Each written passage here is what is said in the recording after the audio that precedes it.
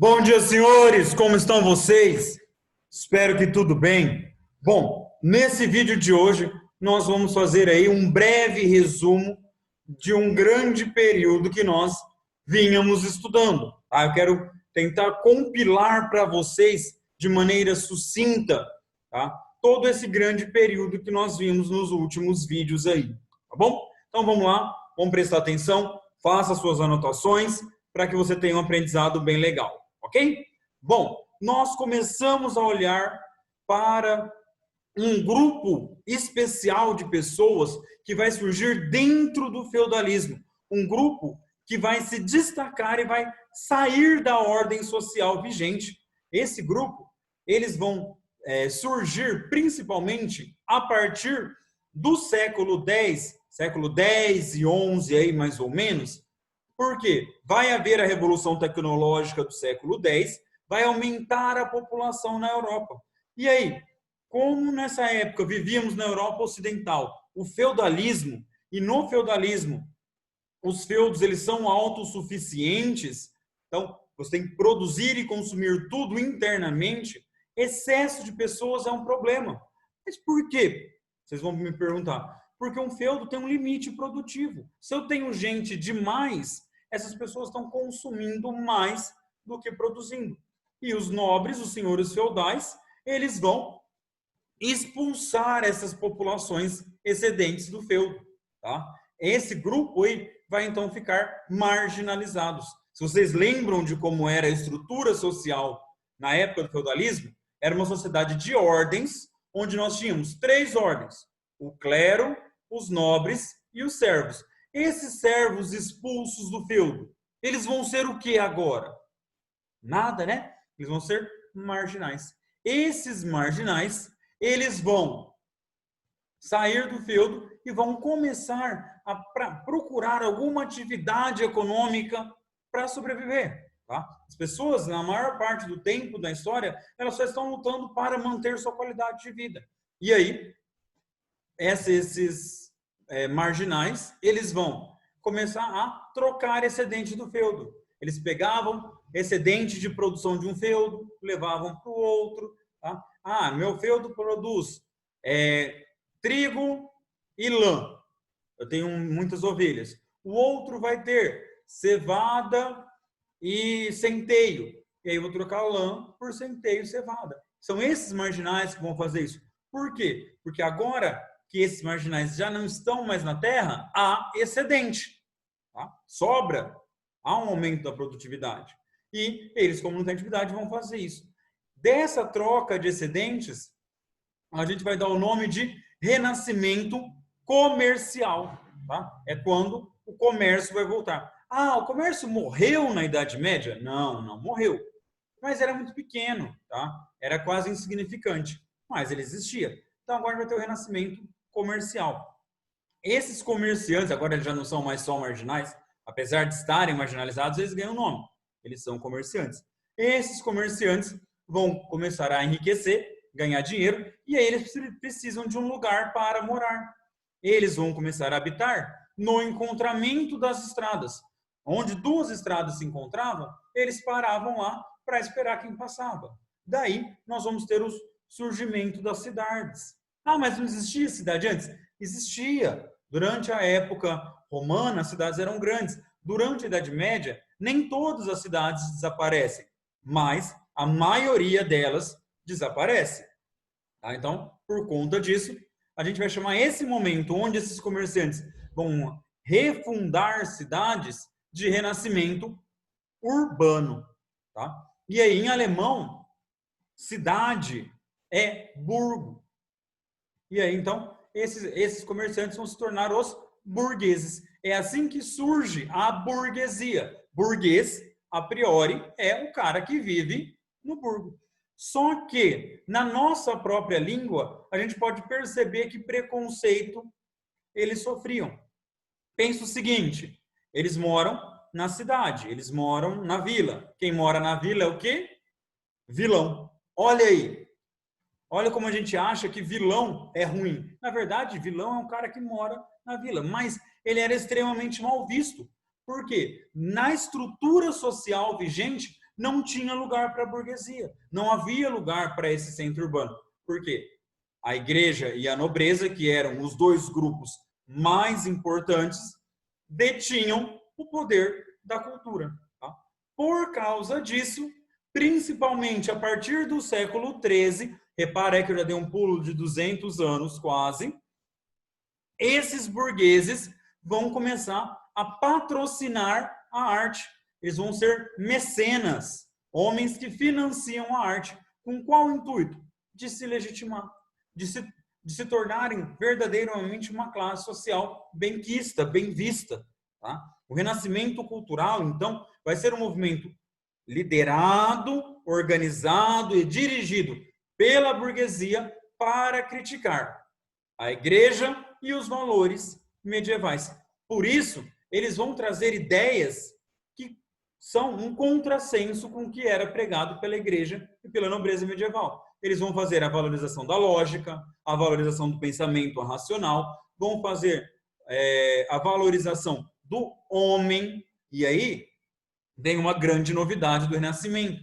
Até o Renascimento, nós vivíamos numa coisa chamada teocentrismo. Teo, Deus, centrismo, centro. Então, Deus era a resposta para todas as questões.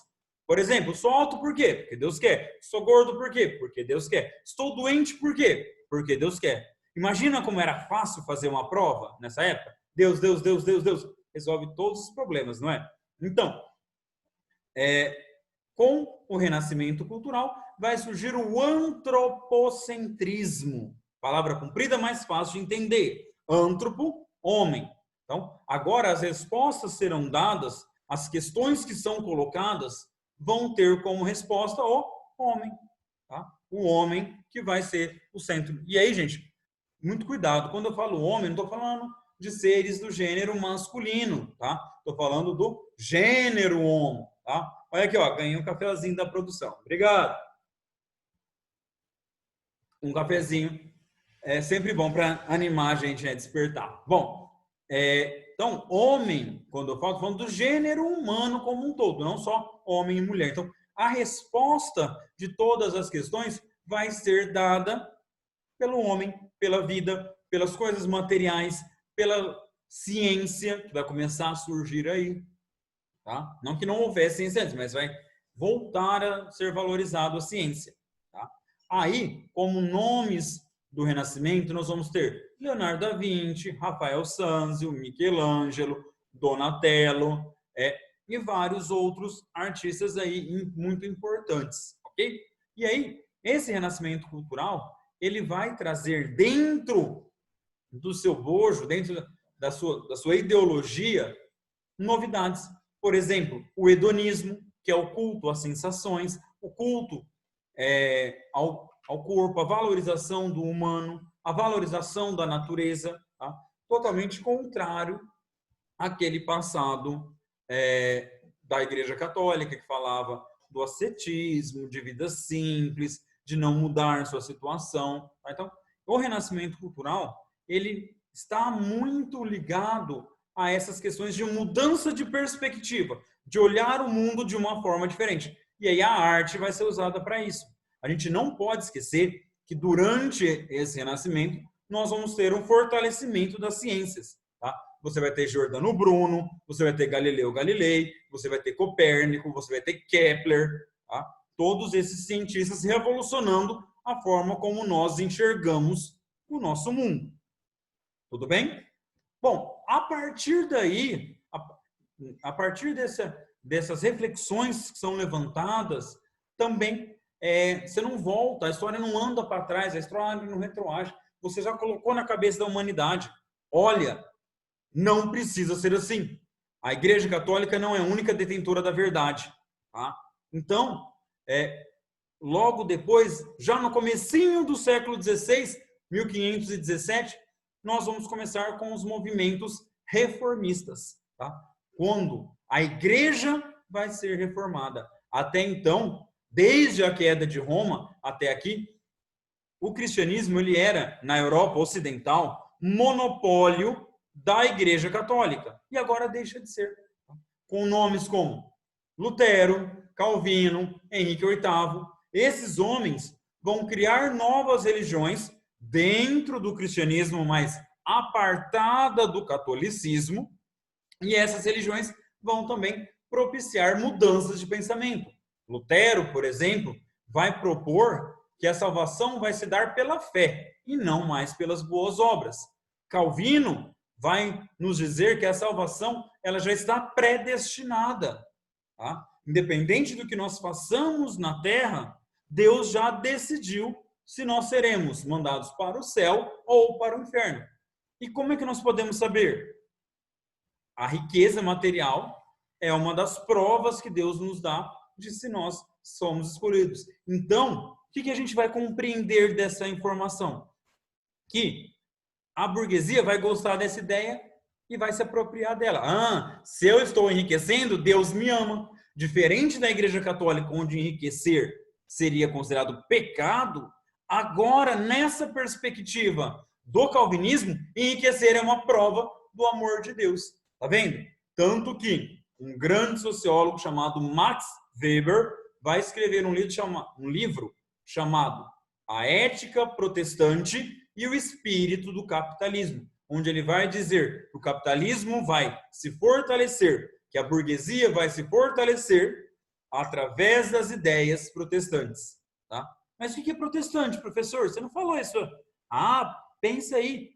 Lutero, Calvino, eles vão protestar contra a Igreja Católica.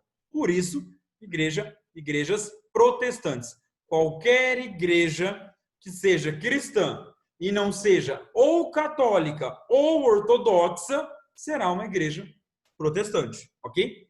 Mas a igreja não vai ficar satisfeita com isso. A Igreja Católica não vai curtir essa ideia de perder tantos fiéis. Ela vai perder fiéis na Alemanha, na Inglaterra, na França, nos países do norte. Isso é muito ruim para ela.